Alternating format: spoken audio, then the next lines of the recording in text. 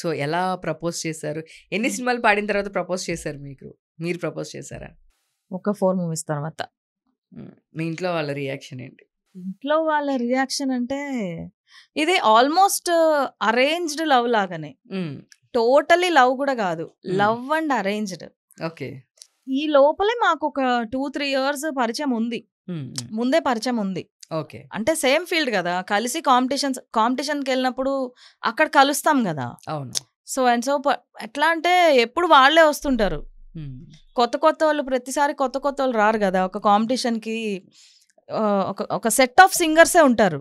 Okay. వాళ్ళే అన్ని దగ్గరకి తిరుగుతూ ఉంటారు. అలాగా తను కూడా నాకు తెలుసు ముందు నుంచి, అండ్ మా మదర్కి మా ఇంట్లో వాళ్ళకి కూడా తెలుసు అనమాట. సో ఆ బాండింగ్ మీద ఇంకా తను కూడా మా ఇంట్లో వాళ్ళకి నచ్చడం, నేను వాళ్ళ ఇంట్లో వాళ్ళకి నచ్చడం. ఓకే. ప్రపోజ్ అయితే తనే చేశారు ఫస్ట్. ఓకే. సో నేను కూడా అంటే మిమ్మల్ని పాడడానికి పిలిపించి కరెంట్ పోయిందని చెప్పి చాలాసేపు వెయిట్ చేయించేవాళ్ళంట, నిజమేనా? ఇది ఎక్కడ తెలిసింది మీకు? తెలుస్తుంటాయి మాకు అలా తెలుస్తూ ఉంటాయి, మీరు అడగకూడదు. అవునవునవును, నిజంగా ఇది మటుకు నేను చాలా చిరాకు పడేదాన్ని. ఎప్పుడు వస్తే కరెంట్ పోయేది, ఒక పల్లవి పాడిన తర్వాత కరెంట్ పోయేది. నేను జనరల్గా నేను ఫాస్ట్గా పాడేస్తాను సాంగ్స్ ఎవరి దగ్గరైనా కానీ. ఒక 1.5-2 అవర్స్లోనే నాది పాడడం అయిపోతుంది, అయిపోయి బయటికి కూడా వచ్చేస్తాను.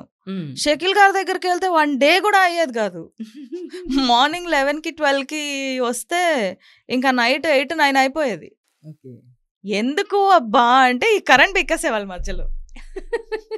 నేను నిజంగా కూడా భలే తిట్టుకునేదాన్ని. ఏంటి హైదరాబాద్లో, నాది నేటివ్ విజయవాడ అనమాట. మార్నింగ్ బయలుదేరేసి వచ్చేసేదాన్ని 11 ఆ టైంకి ఇక్కడ ఉంటాం కదా.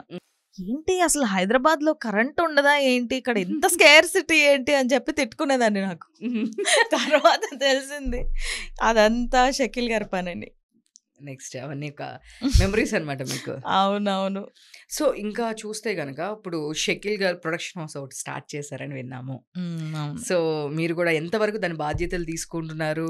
అసలు ఎక్కడి వరకు వచ్చింది? ఎవరితో సినిమా తీస్తున్నారు? ఎవరి కాస్టింగ్ ఏంటి? ఇప్పుడు వరకు ఏం చెప్పలేదు, అది అఫీషియల్ గా చెప్తారు. నేమ్ అయితే సప్తాస్వా ప్రొడక్షన్స్ పేరైతే. అంటే ఎవరి నేమ్ అదంటే ఏమన్నా మ్యూజిక్ సంబంధించిందా? అట్లా ఏం లేదు, జనరల్ గా ఒక నేమ్ సెలెక్ట్ చేసాం. మన యాక్టర్ ఉత్తేజ్ గారు ఉన్నారు కదా, సో ఆయన సజెషన్ మీద ఆయన కొన్ని నేమ్స్ ఇచ్చారు. ఇది అయితే బాగుంటది అని చెప్పేసి అన్నారు అనమాట. Okay. So we are like family.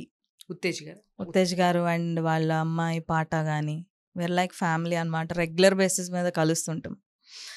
So he was like ఈ పేరు బాగుంది, ఇందులో మంచి వైబ్రేషన్స్ ఉన్నాయి, ఇది మ్యూజిక్కి ప్రొడక్షన్ హౌస్కి రెండిటికి పనికొచ్చేలాగా ఉంటుంది అని అన్నారు ఆయన. సప్తాస్వా అంటే అది సప్తస్వరాలు అంటాం కదా, అవును, అందులో ఆ సప్తా అనేది ఉండబట్టి సో మ్యూజికల్గా కూడా కొంచెం అనిపిస్తుంది వినడానికి, ఇది బాగుంటుంది అని ఆయన అన్నారు. సో వీవర్ లైక్ ఓకే బాగుంది అనుకొని